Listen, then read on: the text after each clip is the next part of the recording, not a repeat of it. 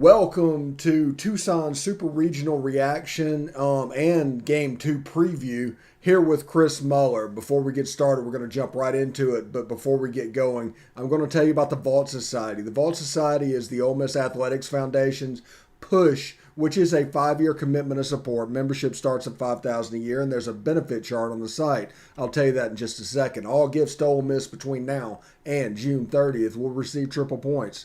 Red points are non-deductible and go towards priority seating. Blue points are 90% tax deductible and go towards parking and non-home ticketed games. That'd be postseason, bowl games, neutral site, etc. If you have any questions, go to give2athletics.com.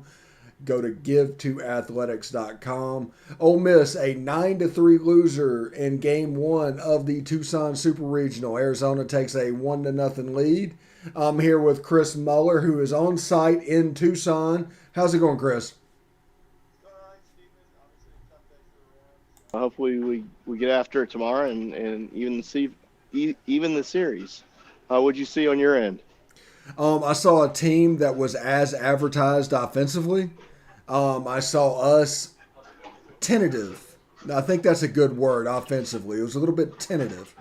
And that forced us to we'd end up getting behind in counts, and all of a sudden they have the control. They don't have a great pitching staff, but those counts kind of gave them advantage, and we just seemed to take a whole bunch of fastballs. Yeah, it was a really, our pitching staff is a little bit prone to allow the home run ball. At least that's what I've noticed over the course of time, and I don't know the exact stats to back that up. But obviously Arizona had a really good day at the plate. This park does play really weird. It's a really interesting park when you get out here and take a look at it. It looks huge, but it's not. At least that's what my perception of the way the ball flew out of the yard today. And there were the Jacob Gonzalez double to start things off. The yard just played really a lot smaller than it really is dimensionally. So a couple comments from Mike after the game.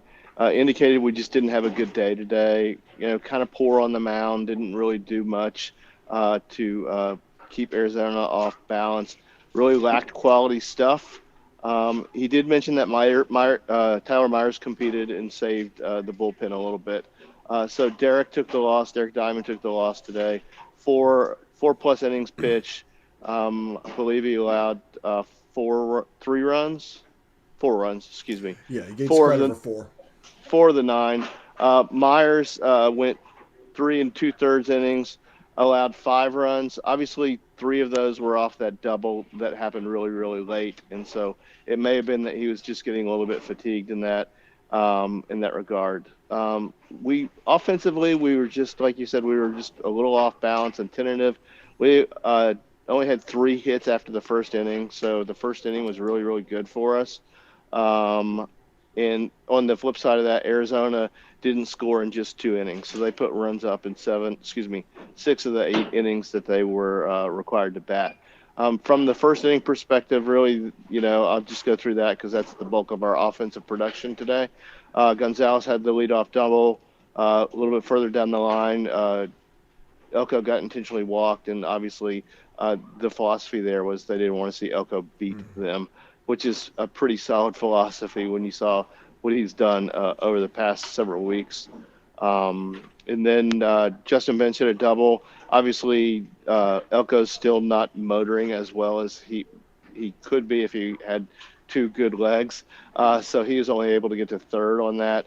And then both he and Bench scored on the McCants single to center field. So a really good first inning. We just never backed it up with really anything else. So kind of disappointing in that regard.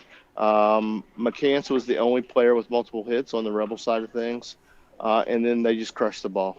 This is all I can say about it is they beat the ball around the yard quite a bit. Yeah, if people are looking for something positive to take from this game, Peyton Chatinier absolutely smoked the ball today. He just hit it right at people a couple of times. But you can tell the slump is starting to wear off there, and T.J. McCants kind of got back on track offensively. So that's 2 little positives that you can take to a Doug Day.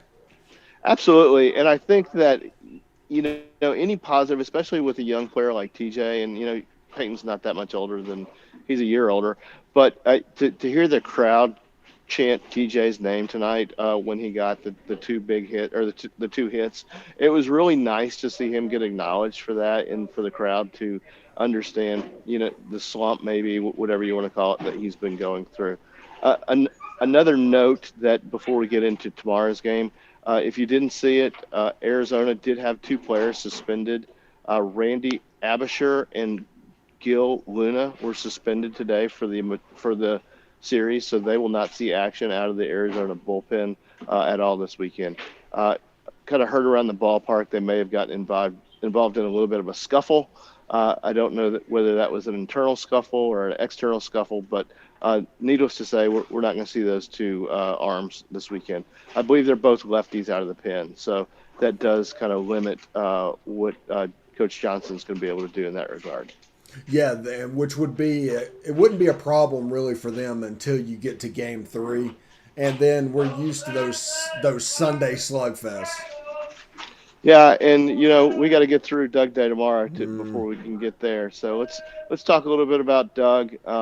We pretty much everybody on this broadcast or watching this broadcast knows the stats, but I'll go through them real quick. 11 wins, 2 losses, 2.39 ERA, 132 strikeouts, and he struck out 16 strikeouts the last time he was out at Swayze. So really a phenomenal outing by Doug outside of the couple home runs that he allowed. It wasn't the last time out; it was his last start. Obviously, his last time out was on Monday of the regional. And then lefty Garrett Irvin for Arizona, 6-2 record, 3.51 ERA. But if you look back to his most recent start, which was last week against Santa Barbara, he threw a complete game 3-hitter. And so, it'll be really interesting to see if he's able to continue that momentum into tomorrow's game. And if he does, it's going to be a pitcher's duel to the very end, I think. Yeah, I expect our batting lineup to be unbelievably aggressive. I don't see many accounts being worked. They're probably going to jump on the first fastball they see. And if it's something to where it's not hitting gaps, it's not successful, the Arizona pitcher could cruise. That could be a side effect. It could, but I really expect our guys. I mean, we're in an elimination game now from here until we either win the next two games or drop one. So I expect the guys to come out and be themselves. That's all they can be, and to just perform really well tomorrow. And we'll let the chips lie where they may come the end of 9 innings. We will be the home team tomorrow. So if that means anything to anybody, we do get last bat if it comes down to that. Yay! Like 3 o'clock in the morning videos. Something like that. Yeah. Basically, what are you looking forward to? What needs to happen tomorrow that you're looking to happen? I think we just got to be a little bit more aggressive at the plate, and obviously just ride Doug's energy. I mean, that's really what I think about it. Is Doug's just going to bring so much energy to the park, and we just need to be able to ride it and have the team enjoy it, not just the fans, because we're going to enjoy it no matter what, but have the players enjoy it and get behind him and allow Doug to put us on his back. Is my takeaway. Yeah, and like always, be confident, have fun, and play loose in a situation like this, because if you get tight, bad things are going to happen. One thing I'm interested in, I know we have to get through Doug Day first. I understand that.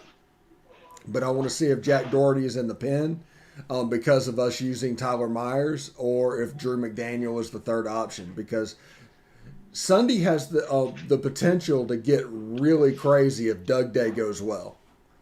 It does, and I'm looking forward to that. And obviously, we're all really hopeful that that's the way it goes. And we're, playing baseball on Sunday night at, I guess it would be 8 o'clock Central Time, 9 o'clock Eastern Time, and in Game 3s, crazy things can happen, and we just gotta get through tomorrow and then get to Game 3, and then let's start swinging bats and see where the runs add up at the very end. Yeah, this team has played all year at their best with their backs against the wall. The rest of the season, their backs will be against the wall. So let's see what they got. Exactly. So I'm excited for tomorrow. I think we'll come out really loose. it's just the Doug Day mentality. So I'm really excited about it. All right, Arizona 9-3 winner over Ole Miss in Game 1 of the series. They take a 1-0 series lead. Chris, you get some rest. You had a busy day traveling today. Get ready for tomorrow night. And until then, hotty toddy. Howdy toddy.